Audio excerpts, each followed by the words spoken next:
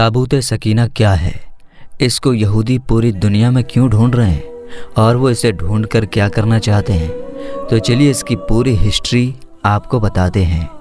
दोस्तों, ताबूत सकीना एक ऐसी करिश्माती ताबूत है,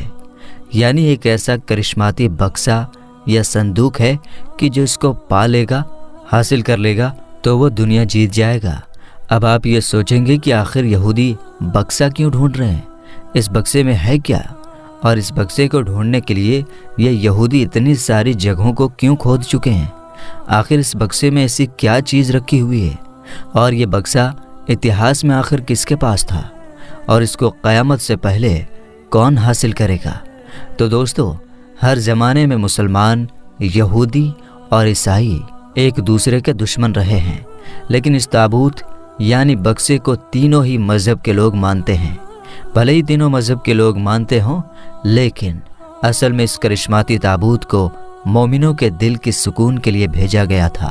और ये ताबूत हज़रत आदम अलैहिस्सलाम से होता हुआ बहुत सारे नबियों तक पहुँचा, जैसे हज़रत याकूब अलैहिस्सलाम, हज़रत मूसा अलैहिस्सलाम, हज़रत दाऊद अलैहिस्सलाम, हज़रत सुलेमान अलैहिस्सलाम तक भी पहुँचा, जिसकी वजह से इसका मर्तबा बहुत ज़्यादा है।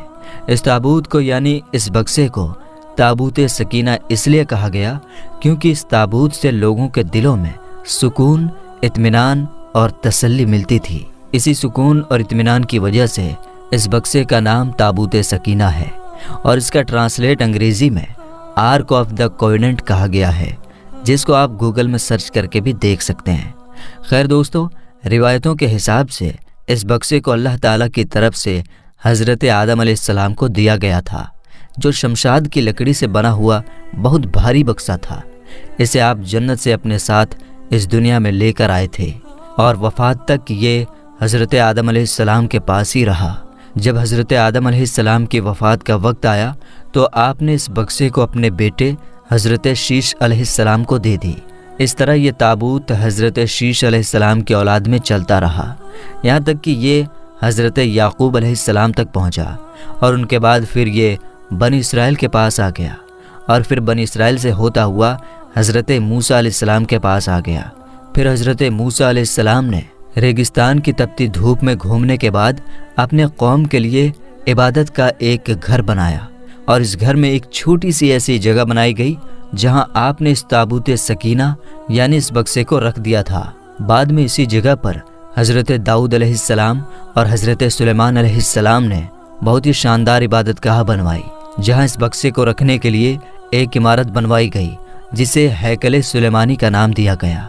ये इमारत जिन्नातों की मदद से बनवाई गई थी, जिसमें कीमती पत्थर, याकूत, जुमुर्द, सोने चांदी के तख्तियों की दीवारें थी। इस हैकल में चमक और रोशनी इस तरह थी कि रात में भी रोशनी की ज़रूरत नहीं पड़ती थी, और जिस खास कमरे में ताबूत को रखा गया था उसका नाम अल कुदूस था। सवाल ये उठता है कि इस ताबूत यानी बक्से में आखिर ऐसा क्या था कि जिसको बनी इसराइल बहुत ही मुक़द्दस मानते थे। तो दोस्तों, दरअसल इस बक्से में पैगंबरों के तबर्रुकात थे, उनकी यादें थी, जिनमें लौह कुरानी और ओरिजिनल तौरात किताब और वो बर्तन जिस पर बनी इसराइल के लिए जन्नत से खाना आया करता था, हज़रत यूसुफ अलैहिस्सलाम का कुर्ता, हारून अलैहिस्सलाम का जुब्बा, मूसा अलैहिस्सलाम की लाठी और अमामा, और हज़रत सुलेमान अलैहिस्सलाम की अंगूठी थी। इसके अलावा भी बहुत सारे पैगंबरों की यादें थी। ये बक्सा बनी इसराइल के लिए बहुत ही बाबरकत थी। बनी इसराइल जब काफिरों से जंग करते थे और दुश्मनों की बड़ी बड़ी फ़ौजों को देखकर डर जाते थे, और जब उनके दिल की धड़कनें तेज़ हो जाया करती थीं, तो वो इस ताबूत को आगे रख लेते, और इस ताबूत से ऐसी बरकतें और रहमतें निकलती कि बनी इसराइल के जवानों के दिलों में सुकून और इत्मीनान पैदा हो जाता, और उनके कांपते हुए दिल चट्टान की तरह मजबूत हो जाते, और इस तरह वो हर जंग में जीत जाया करते थे। इसके अलावा जब कभी बनी इसराइल पर कोई मुश्किल या मुसीबत आती तो वो इस ताबूत को अपने आगे रख कर उसके ज़रिए दुआ करते, तो उनकी दुआएं कबूल हो जाया करती थीं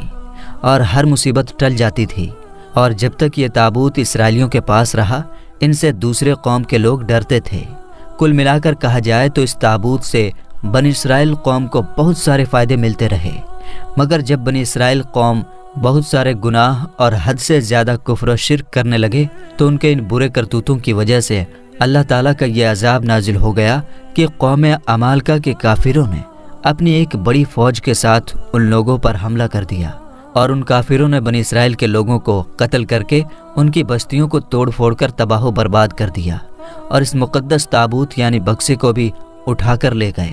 اور جب انہوں نے بکسے کو لے جا کر کچرے کے ڈھیر میں پھینک دیا تو اس بے ادبی کی وجہ سے قوم عمالقہ کو یہ سزا ملی کہ یہ لوگ طرح طرح کی بیماریوں اور مصیبتوں میں گھر گئے، لہٰذا قوم عمالقہ کے 5 شہر پوری طرح سے تباہ و برباد اور ویران ہو گئے، اور طرح طرح کی بیماریاں پھیل گئی۔ لہٰذا ان کافروں کو جب یہ یقین ہو گیا کہ اس بکسے کی بے ادبی کی وجہ سے ہی یہ عذاب ان پر آیا ہے تو ان کافروں کی آنکھیں کھل گئی، اور ان لوگوں نے اس مقدس بکسے کو ایک بیل گاڑی میں لاد کر بیلوں کو بنی اسرائیل کی بستیوں کی طرف ہانک دیا۔ پھر اللہ تعالیٰ نے 4 فرشتوں کو بھیج کر اس صندوق کو حضرت شمول علیہ السلام کے پاس بھجوا دیا، اور اس طرح پھر بنی اسرائیل کی